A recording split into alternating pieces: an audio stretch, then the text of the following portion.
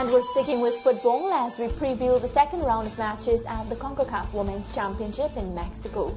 Jamaica, fresh off a historic 1-0 win over host Mexico on Monday, will play world champions USA this evening. A win for the Reggae girls would all but book their place in next year's FIFA World Cup in Australia and New Zealand. The USA lead Group A on goal difference over the Reggae girls. Jamaica face a tall order as the USA have only been beaten once in the history of World Cup qualifying. The Americans have won 33 games, drawn 1 and lost 1. That defeat came against Mexico in 2010. Well, let's hear now what the Reggae girls head coach had to say. The mindset is the same. The mindset is the same that we come here, to take care of business. You have the USA, who's by far, the world champion. So we know what the USA, everybody say, well, they look a little bit off against 80, but we're not watching that because we know what they can do.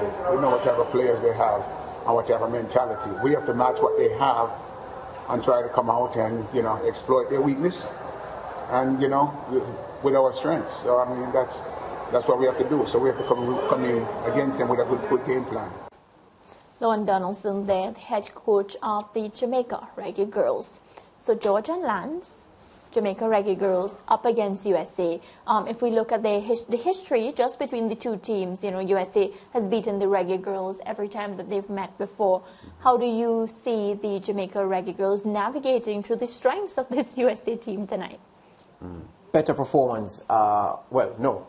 The first game against Mexico, a game in the legs, a very, very important game for them to have played. They won that game, even so it was a bonus. The performance wouldn't have been satisfying to the coach, at least aspects of it, but the result, of course, is all important.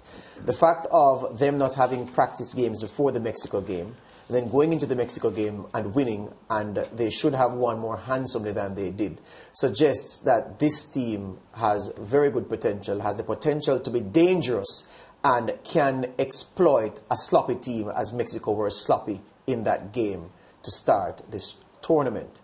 The USA are a different proposition entirely. They're not the best team in world football for no reason, and they're not the greatest and most garlanded women's football team of all time for no reason.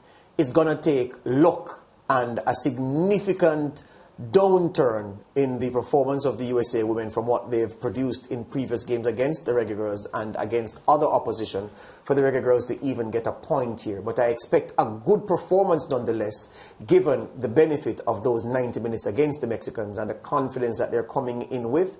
I'm tempted to say that the Reggae girls couldn't be going into a USA game in better nick.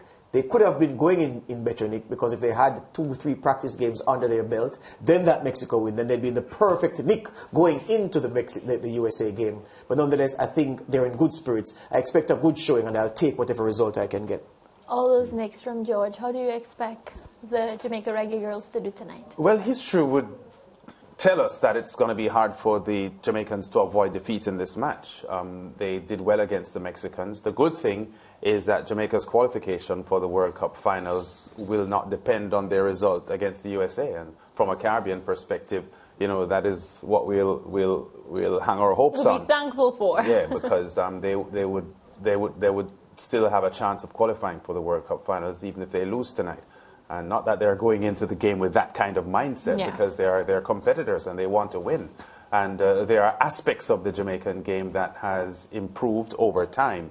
And we expect a fighting effort from them. But the USA will beat every team in the world. That's the fact. And, if there is a result favoring the United States tonight, when we come back to discuss it on the show on Friday, we have to say that it would have been predictable.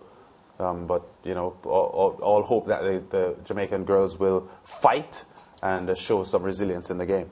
Definitely expecting some resilience. Well, Trinidad and Tobago will be looking to regroup after a chastening 6-0 thrashing at the hands of Canada in their opening game. Here's the T&T head coach, Kenwin Jones. I think, coming out of the half, we were 2-0 down. And our energy did drop, We needed to be a bit more, closer to Canada in the middle of the park, I think. And we failed to do that tonight, and we paid the price for it. Not only, of course, we know Canada is a dangerous team. They have some quick forwards. They like to get it forward pretty quickly and playing behind. I do think that, when we recover the ball in transition deep and we play that ball forward, we were a little sluggish in trying to get out the box and kind of keeping our units a little bit tighter. Again, I think it was down to bravery a little bit. And we needed a little bit more of that, because I think if you judge by the first half, if we were able to do that, and when we recovered the ball play, I think the game would be a bit more tighter than it was. But unfortunately, again, just the belief of the team kind of went, and we kind of got stuck. So TNT would be hoping that they can bounce back from that loss when they face their next opponent. I'm struggling to see. Well, look. They play Costa Rica tomorrow. Yeah, but if Kenwyne Jones picks up this team, and at this point, he's not even worrying about a victory or even a point. He just wants a better performance. And that's where it starts. He needs to see some fight. As he said, belief fled, fight fled. You don't want to be coaching a team that is fightless and beliefless. And that's what he'll be talking to the ladies about. The result will take care of itself. He wants to see pride in wearing the TNT national colours. He wants to see some oomph from his team. He wants to see them compete.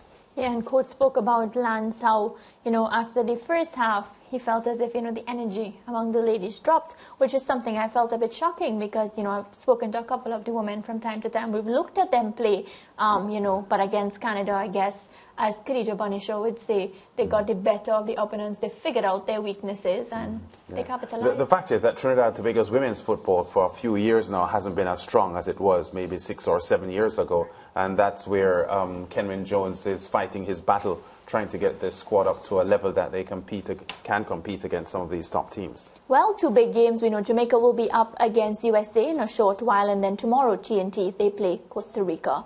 We take a quick break. We'll be right back.